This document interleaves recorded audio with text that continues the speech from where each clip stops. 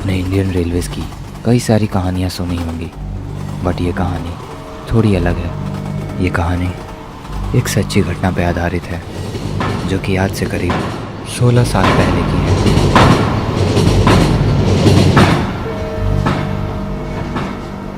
सार्थक Indian Railways की मालगाड़ी में एक सिक्योरिटी गार्ड का काम करता था। 8 घंटे ड्यूटी करने के बाद उसे और 6 घंटे की ड्यूटी मिली थी। थकान की वजह से कब उसे नींद आ गई उसे पता ही नहीं चला, और जब उसकी आंख खुली तो उसने देखा कि गाड़ी डिसबैलेंस हो रही है। ये देखने के लिए कि आखिर क्या प्रॉब्लम है, वो तुरंत वहाँ से बाहर निकला।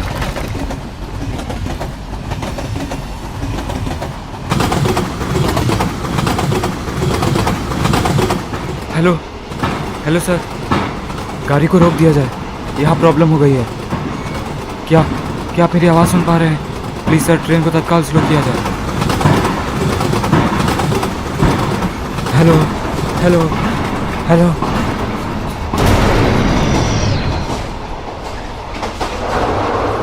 उसने बहुत कोशिश की कि वो ड्राइवर से कांटेक्ट कर पाए, मगर वॉकी टॉकी काम ही नहीं कर रहा था। वही हुआ जिस बात का सार्थक को डर था। उसका कंपार्टमेंट मालगाड़ी से डिटैच हो गया, और अब सार्थक को कुछ समझ नहीं आ रहा था कि वो क्या करे।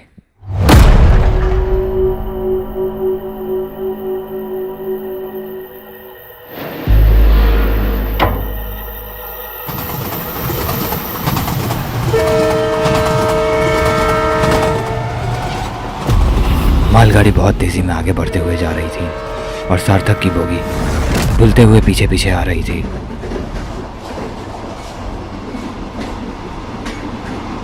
आगे ट्रैक पर एक डाइवर्जन आया।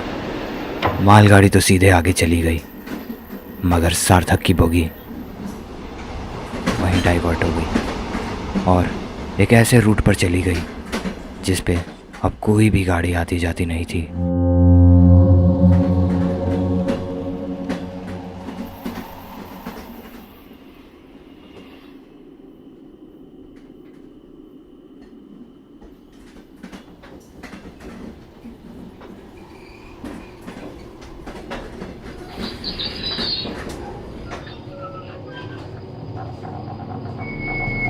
ये जगह रात के वक्त में बेहद डरावनी और सुनसान लग रही थी। अब क्या करूं मैं?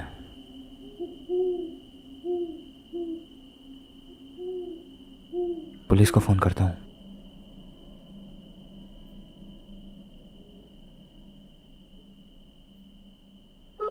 सार्थक के पास लास्ट ऑप्शन यही था कि वो रेलवे पुलिस फोर्स को कॉल करे और उन्हें मदद के लिए बुला ले, मगर उस एरिया में नेटवर्क था ही नहीं। अरे यार, सिग्नल भी तो नहीं है यहाँ पे।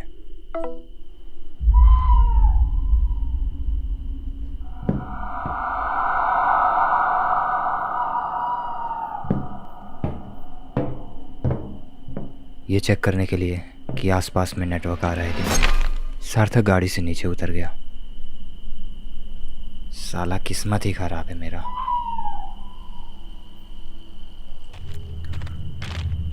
सार्थक इस जगह पे अब बुरी तरह से फंस चुका था। अगर उसका फ़ोन रेलवे पुलिस से कनेक्ट नहीं होता तो उसे यहीं रहना पड़ता। इस पूरे एरिया में एक भी नेटवर्क टावर नहीं था, इसलिए सार्थक अब किसी से भी मदद नहीं मांग सकता था। असल में वो यहाँ ट्रैप हो चुका था। लास्ट ऑप्शन उसके पास यही था कि वो चुपचाप जाकर अपने कैबिन में सो जाए और सुबह होने का इंतज़ार करे।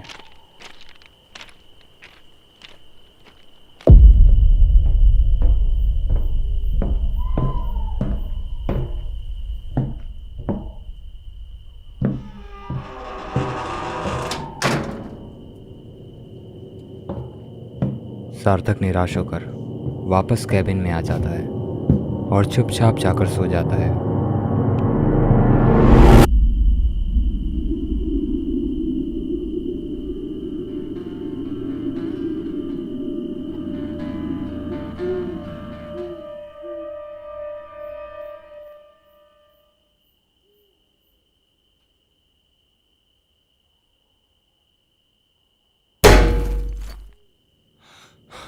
सार्थक अभी सोया हुआ ही था, तभी अचानक से कैबिन के दीवार पे एक जोरदार पत्थर की आवाज़ आई, जिसकी वजह से उसकी नींद खुल गई।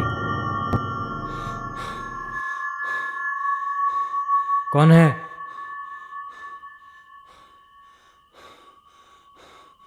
ये चेक करने के लिए कि आखिर वो आवाज़ कहाँ से आई, सार्थक अपने कैबिन से बाहर जाने लगा।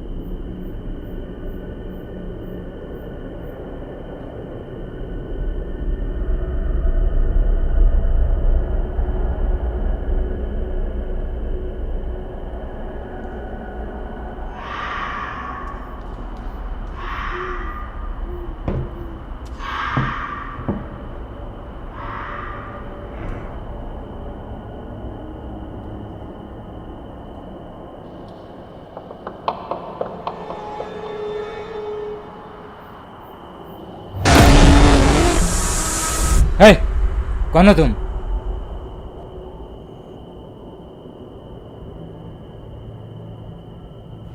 यहाँ आसपास में कोई गांव है क्या?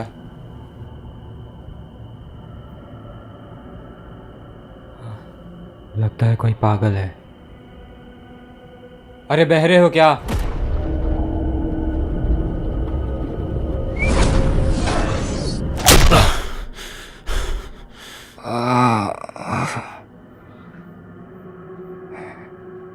पागल हो गया है क्या?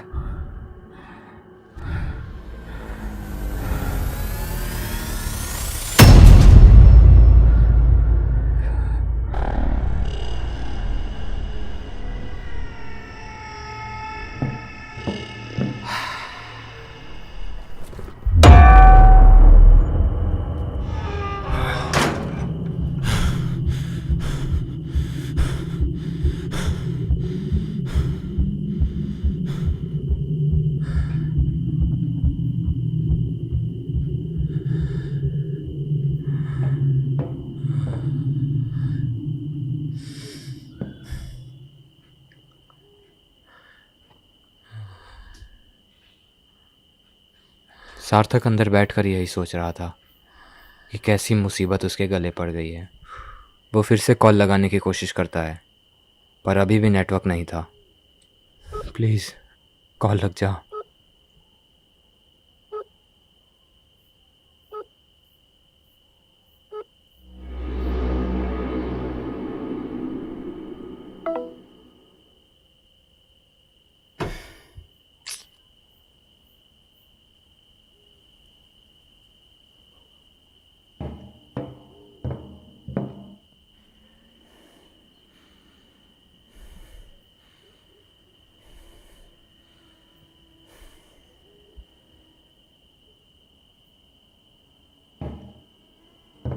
सार्थक दरवाज़ा खोलकर ये देखना चाहता था कि वो आदमी यहाँ से गया या नहीं, मगर उसने दरवाज़ा नहीं खोला क्योंकि उसे डर था कि उसके साथ कुछ गलत ना हो जाए।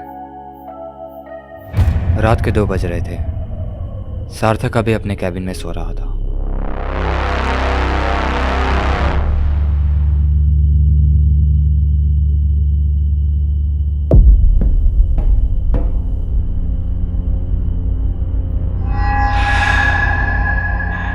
सार्थक को लगा कि वो इंसान अब जा चुका है, इसीलिए वो आराम से सोया हुआ था, पर वो वापस आ गया।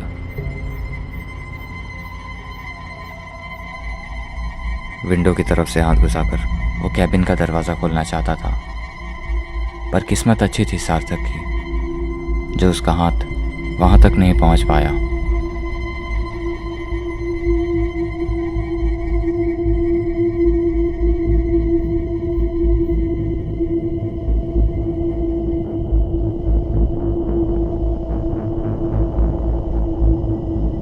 वो फिर से वापस आया, पर इस बार उसके हाथ में पत्थर था। उसने वो पत्थर सीधा सार्थक की ओर चला दिया। हे भगवान, ये तो वापस आ गया। सार्थक अब बहुत बड़ी मुसीबत में फंस चुका था। उसे समझ नहीं आ रहा था कि वो क्या करे।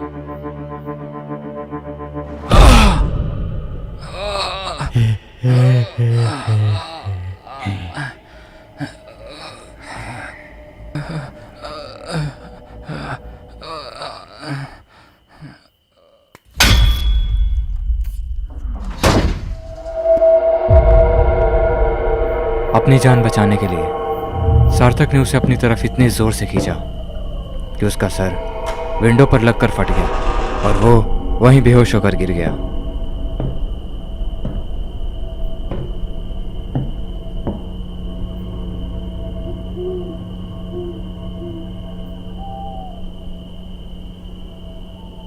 बहुत फुदक लिया तूने। कल सुबह तक तू जेल में होगा।